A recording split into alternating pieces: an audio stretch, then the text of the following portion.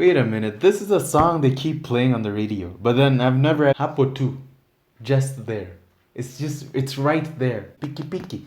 Piki piki in Swahili means motorbike. Thank you, Nyashinski. I'm just gonna start there. I've not even watched the whole video. This guy has rapped in Swahili, and then the rap itself, the beat itself is good. Ooh. Ooh. I think it's an interesting way to make a beat. Mambo, naitwa MAINGI, natoka Kenya. Hello guys, today we're here to do a reaction to a Kenyan song. The name of the song is Hapo Tu by Nyashinski and Chris Kaiga. Okay, but first of all guys, I'm gonna say this. If you're from Kenya, please suggest more songs, suggest more stuff so that I could react to it, increase the number of Kenyan reactions and all of that. My goal is to have at least 2 Kenyan songs. Now it's 1 Kenyan song every 2 weeks. I will proceed then with a song every week and then 2 songs a week as I move forward. But then the more you suggest, anyways, the more I'll react to all of that because it is my country of origin. Okay, first of all, and also like the content, share, subscribe to the channel.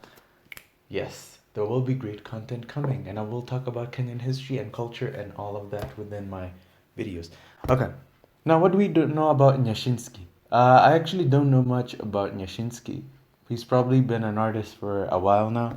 I know a bit about Chris Kaiga because I reacted to his song Zimenais.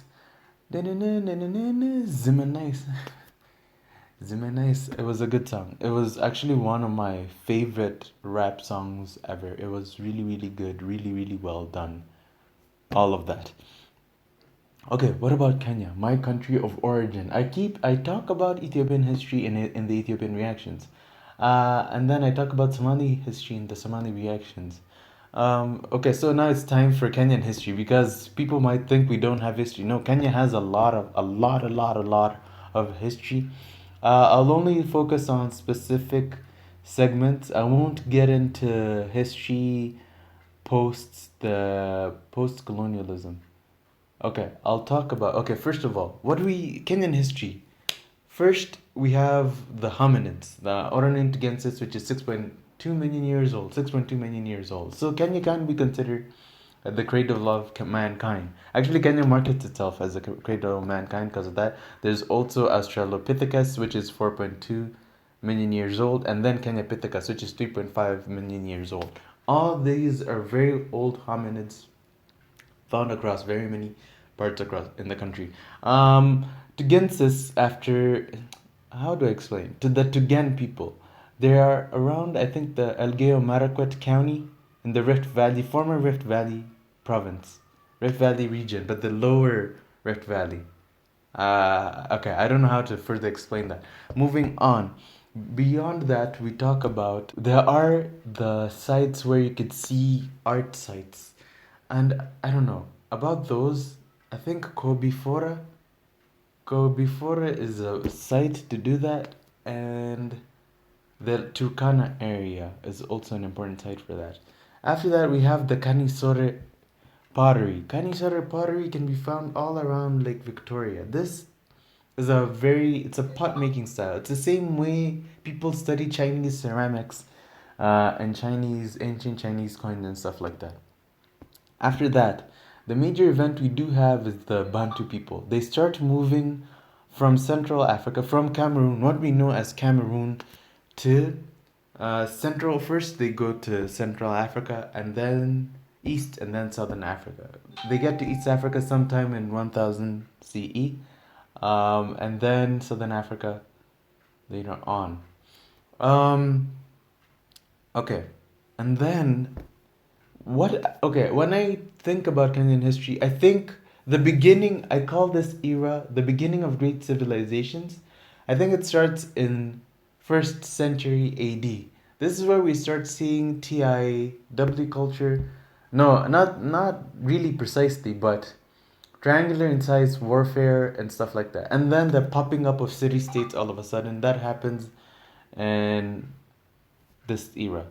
Because in the year 780, the first mosque within our country, within the Kenyan territories, is built in Pate, Shanga. And then slightly after that, we see Mombasa as a city pop up in 900 AD. And then Lamu is founded at around 1370. But then there also, okay, one major thing I want to highlight is there are these things we call the Liongo epics. These are the stories about this guy. He was from Lamu. His name was Liongo.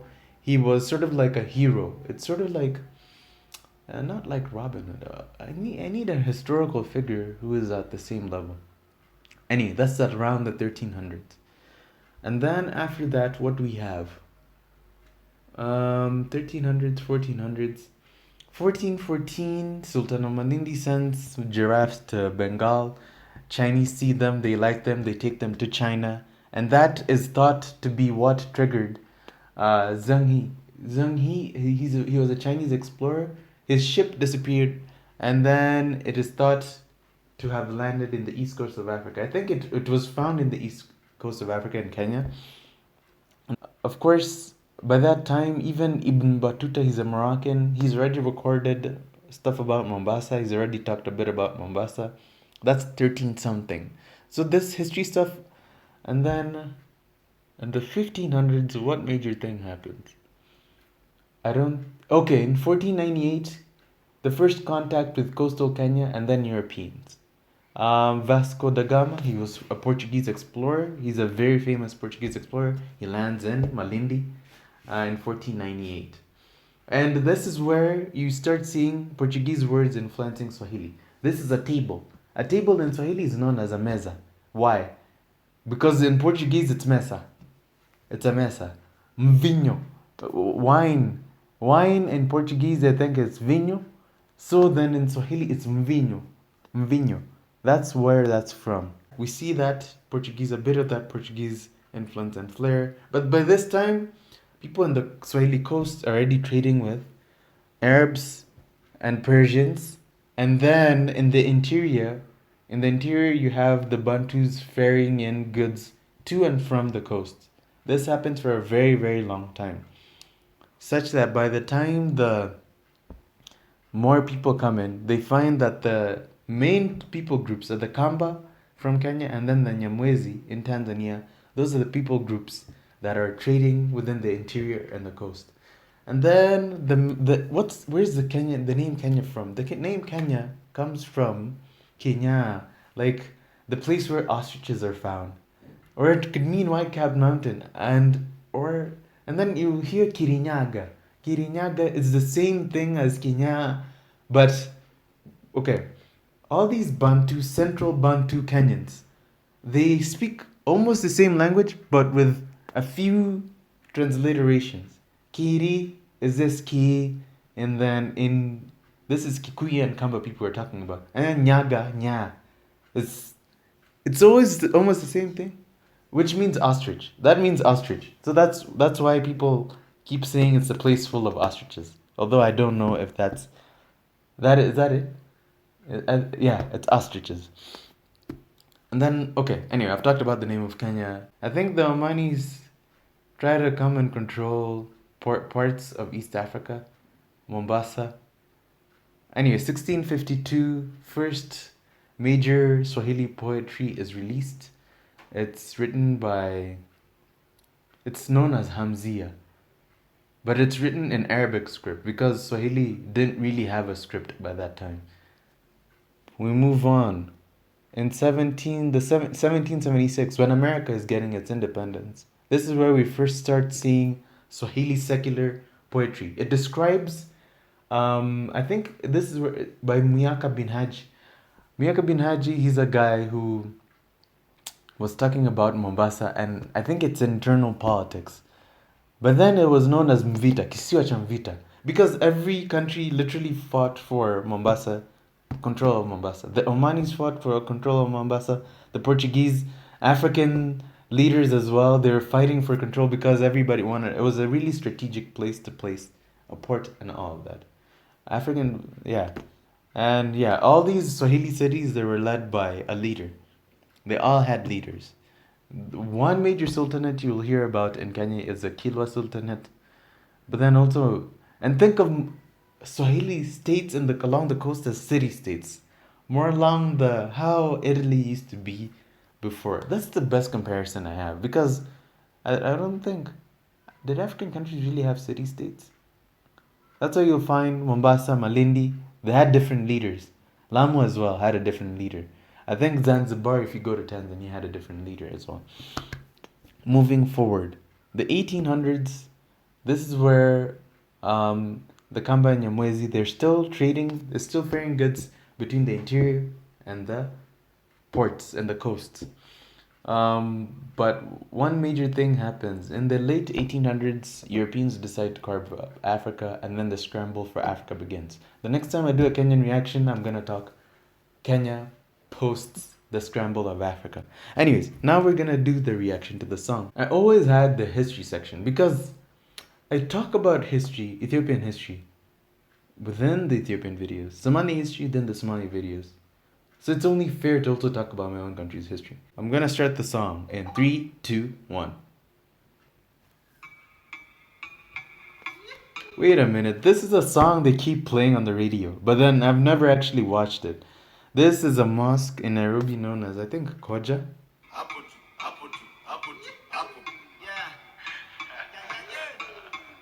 Hapo Tu, just there. It's right there. It's Swahili.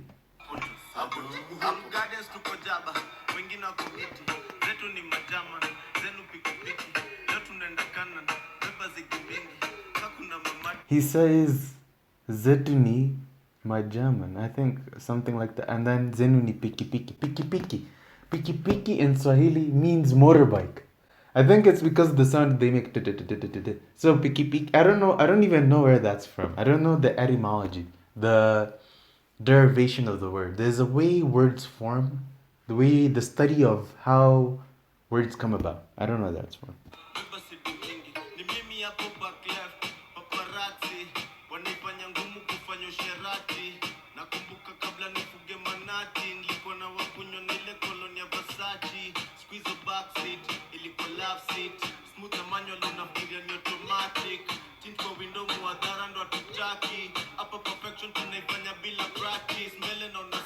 I've actually never listened or watched this whole song, so this is interesting.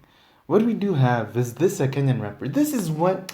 Okay, thank you, Nyashinski. I'm just gonna start there. I've not even watched the whole video. This guy has rapped in Swahili. He's rapped in our national language. He's doing something very cool. And then the rap itself, the beat itself is good. The song has started off really, really well. Even though he's there as a rapper, he's bragging about his German. I think he's bragging about a German car, and then he's saying somebody else he rides a motorbike. He's like dissing somebody, but it is so good to see a Kenyan artist do it this way, and this is what I talk about. If you notice, artists from Tanzania, they sing in Swahili, but their songs pop up, they blow up across the world. It means you're supposed to blow up at home, have a bit of your own culture, and then let it blow up outside the world. Let people know what your language is. Anyway.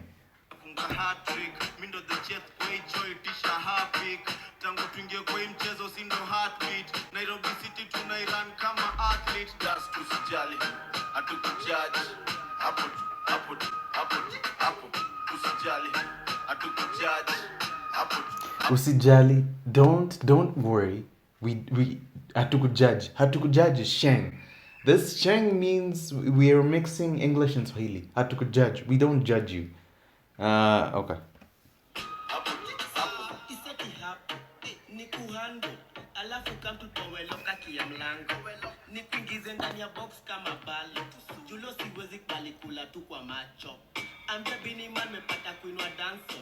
After leo utarudisha with sala. After leo na wacha armis na mavala. Haukai kutisha fona kakukua na passport. Kitu kaini rea ichimbe ndo wipate. Mina nyashkwa hewa ni kama jet ya private. Vutia wateja ni kama we kwa magnet. Itatachwa teja hadi wa itane. Just to sijali. Hatukujaji. You see, where they filmed the song is such a busy street in Nairobi. I do not even know how they managed to do this. I think they filmed this on a Sunday or something.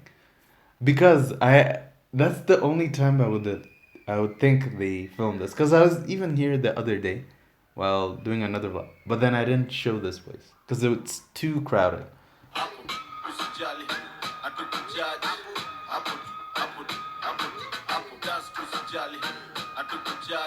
Okay, the coconut drink is known as madaf, commonly found in coastal Kenya, because Nairobi doesn't really have palm trees that have the coconut water drink. And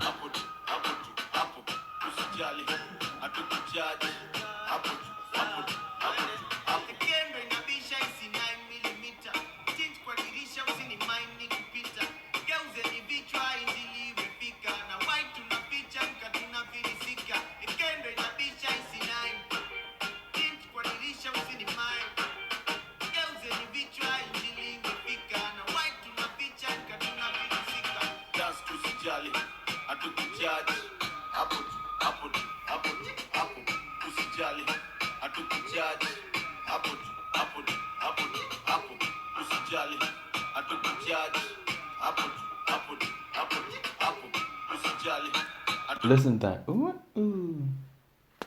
Ooh. I think it's an interesting way to make a beat. It's really, really different. And one thing I will say is, I think all the Chris Kaiga songs that I've reacted to up even until now, they're always so different, so good. He always sings in Swahili. Man, this guy, and then he does it really, really well. I'm not saying just sing in Swahili and then do a bad song and then expect it to blow up. But I'm saying, notice, people need to also copy what is happening even around the songs like K-pop songs. That's it from Korea, South Korea. Nobody even knows what half these artists are singing about because they never sing in English. They sing one part in English. They say I'm the boss or I'm cool in English. That one part, and then the rest of it. Anyway, Chris Kaiga is a good artist.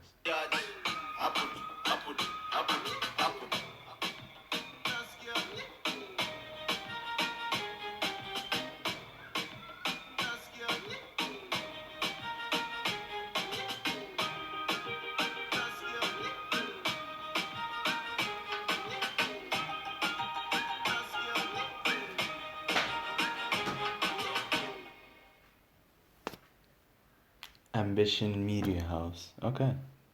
It's not Deb. Okay. That is the song Hapo Tu by Nyashinski and Chris Kaiga. These guys have done a good job. Thank you for bringing this level of music right here home to our homeland. Oh my god, this song is good. These two guys have done a good job. I've translated most of the song. Hapo Tu, it's right there. Hapo Tu, Nairobi City. And then they also talk about Nairobi. Okay. Nairobi City tunairan kama athlete das tusijali. Hatukujudge. Hapo Tu. When I react to Ethiopian or Somali song, there's this Somali artist who goes Mubinana, Mubinana. You'll notice in those songs you have some artists, they sing about the national culture or something. So these two, they're paying homage to Nairobi, our city. Nairobi City, he says Nairobi City. In Swahili, mji is city. Mji, or when it becomes a big city is jiji. But mji generally means city or town. Mji is town actually. Jiji is city. Kijiji, village. So Swahili is like that. You have tiers within the same root word. Jiji, or nji. I don't know how to explain. When you add a ji to something, it becomes a big thing. Joto jingi. When we say joto jingi, joto is heat. Jingi, a lot. Like, not the average amount. When you say mingi, it's just a lot. But then when you say jingi, it means extra lot. So when I say jiji, it means extra city. Okay, Nairobi is the capital of Kenya. So artists always I like that they've sang about Nairobi. They sing Nairobi over this and this and this. And then in the background, they have these artists. dancing right there. It's always so good for an artist to say, okay, I'm not gonna just talk about myself and my life and the cars I'm driving. I'm gonna talk about something more. The city I'm from, the people within this city. I'm gonna show a bit about the culture.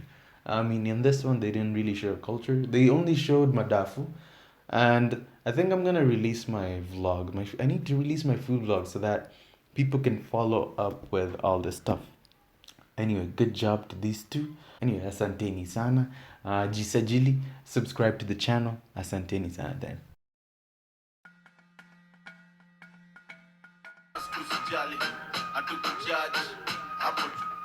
Usijali, don't worry. We hatukujudge is shame. Okay, the coconut drink is known as madaf, commonly found in coastal. Listen to that. Ooh.